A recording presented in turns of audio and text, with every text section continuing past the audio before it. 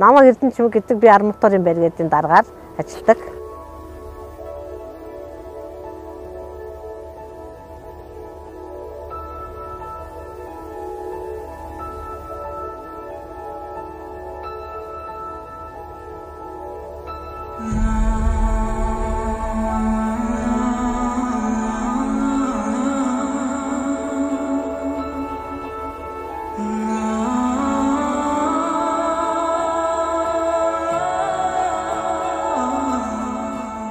За би барилгын байгууллагад ажиллаад 39 жил болж байгаа.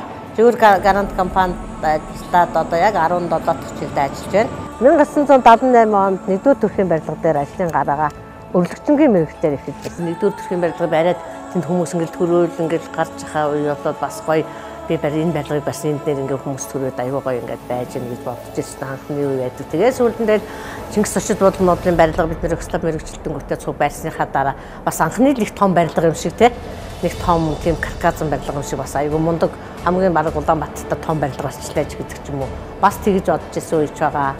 Жигүүр гарант группт орсноос хойш одоо бараг тоолоход ер нь бараг тоог нь бараг мартах гадах шиг байх юм. Ер нь маш олон болж байгаа.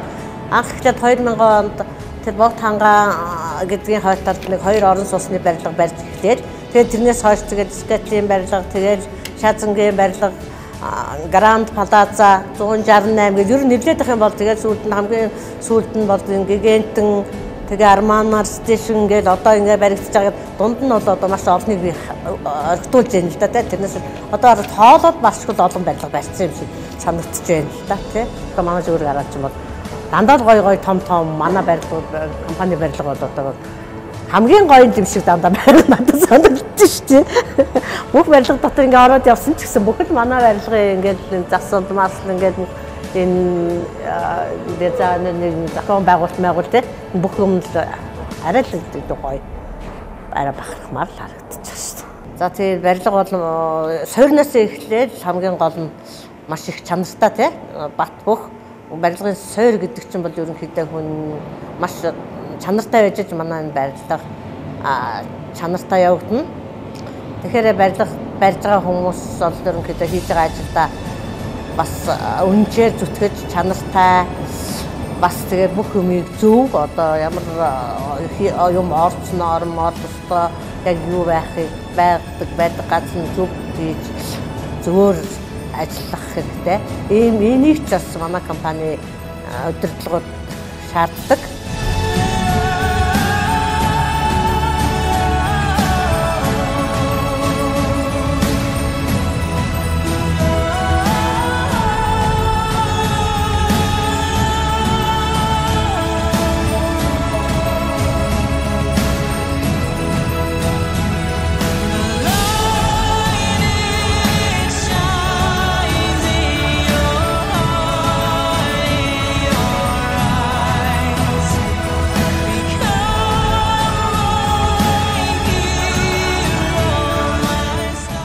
Хүн бол ер нь амьдрал тайртай нэгэнт амьдарч байгаа учраас амьдрал тайртай байж болно. Амьдрал тайртай байна гэдэг гол учир утга нь бол хүний ажил хөдөлмөр.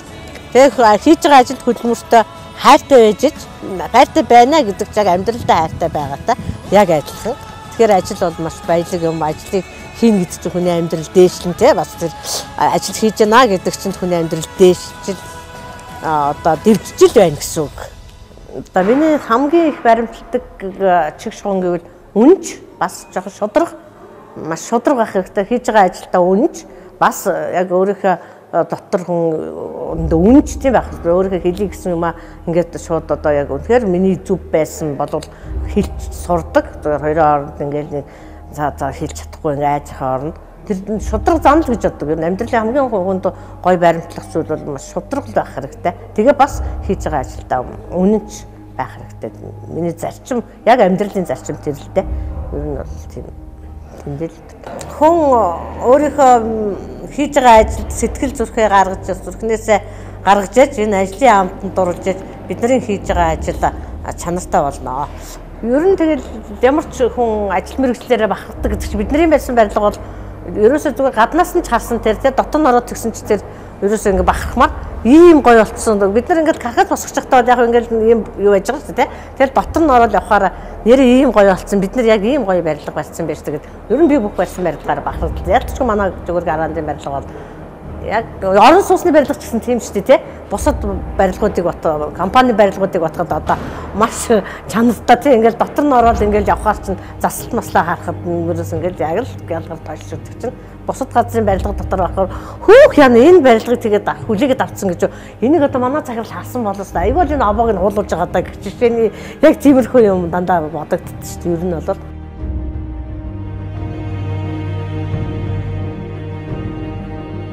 зүүн болохоор ч ингээд хэдэн барилга дамжаад гарчихсан. Энэ рүү гарчаал бүр дээд давхарт гарчаад дахиад нөгөө барилга дээр гараад хүмүүс чинь 2-3 газар нөгөө хуваагдаж ажилладаг болохоор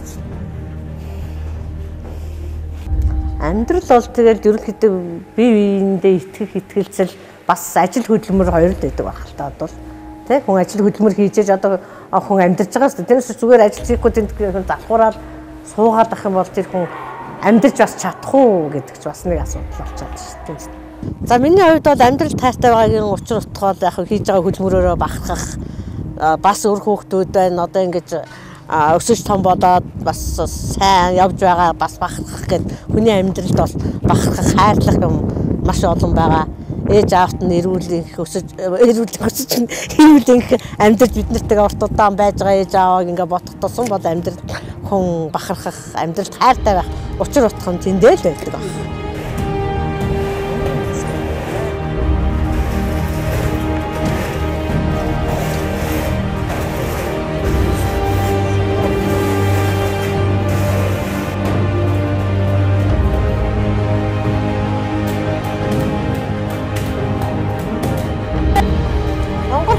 Баггүй 2000 онд зүгээр гараад анхаарал тэр болд хангаан барилга барьсан гэж байгаа шүү дээ. Тэр бариад тэгч юм анх хэлцээр бариад тэгээд дараа нь бид нэр скетлийн барилга дээр очиод тэрний дараа манай захирал Баттүр захирал одоо ингээд байр өгөө гэж ингээд тэ хоёр өрөө байр өгөө гэж ингээд амлаад сайхан үргэлжлэлтэй ажиллаа гэж тэгж яхад хамгийн их баярлж байгаа шүү тий. Хүн байр гэдэг чинь хүн амьдрах байр тухтаа юм хөө өгөө гэж яхад чинь би бас хуучин байр байсан л да. Гэхдээ маань нэг өөрөө гарч утастаа нэг өөрөө байртай байсан. Гэхдээ надад ч өөр хүүхдүүд байгаа юм чинь байр хэрэггүй хүн гэж байх үү те.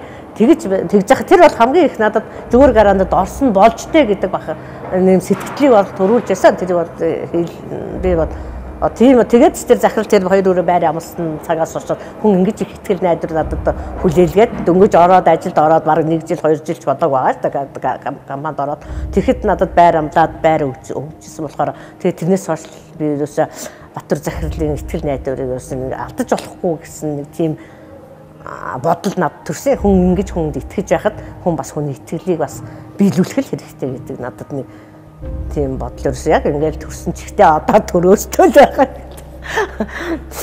Компани удирдлагын захирал энэ төр биднээс маш өндөр чанарыг шаарддаг.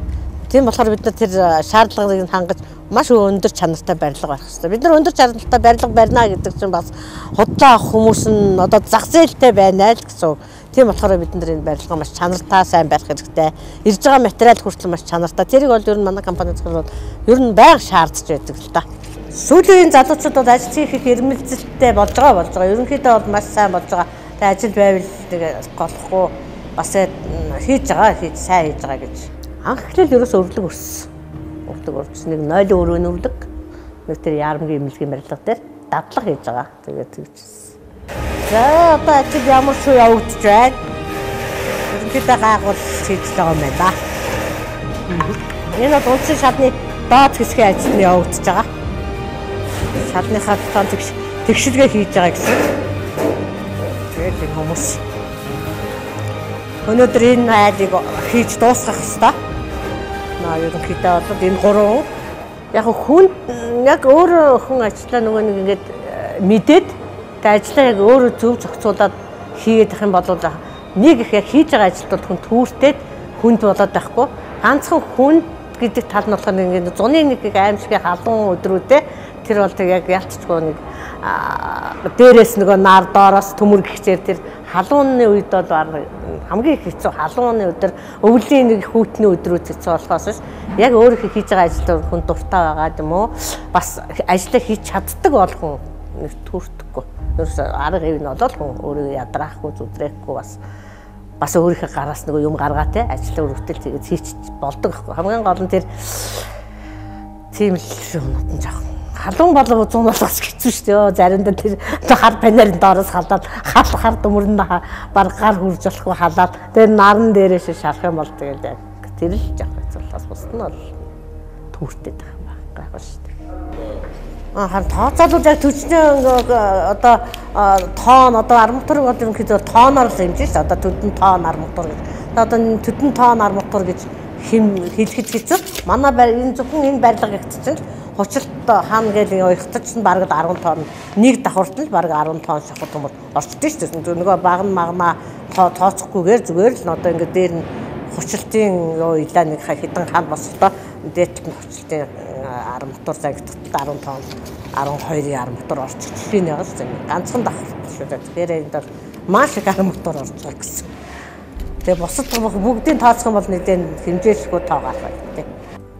Одоо нэг тэр задуудаа яг тэгэл хүүхдэд том болгоод нэг байртаа болчих юмсан ч гэдэг ч юм уу тэгээ ингэж л боддог байсан тэгэл тэр зорилго биелэгцэл байх та одоо бол нэг зорилго гэхээс чинь яг тэгэл ажил хийж чадчихвэл тийм ээ ажиллаа хийгээд бас хүмүүст юм сургаад одоо ажиллаж байгаа хүмүүстээ өөрийнхөө чаддаг мэдгийг бас нэг жоохон зааж сургаад надаас авах юм байвал тэд нар бас жоохон аваад тэгээ үлдээд тэгээсэл гэж бодож байгаа шүү дээ. Бас би ажил хийж байгаа ажлын зарчим бас тэр ажилд яаж идэвхтэй байгаа энэ тэрийг бас нэг жоохон хүн сураад ятгахтаа өглөө цагаа хожигдохгүй ирдэг мэдэн гэсэн сураад авчих юм бол бас нэг өндөж гэсэн гэдэг болох байх. Бас миний бас боддог юм тэр бас хариуцлагатай л байх хэрэгтэй шүү. Ямар ч юм хариуцлагатай өөр яг бол.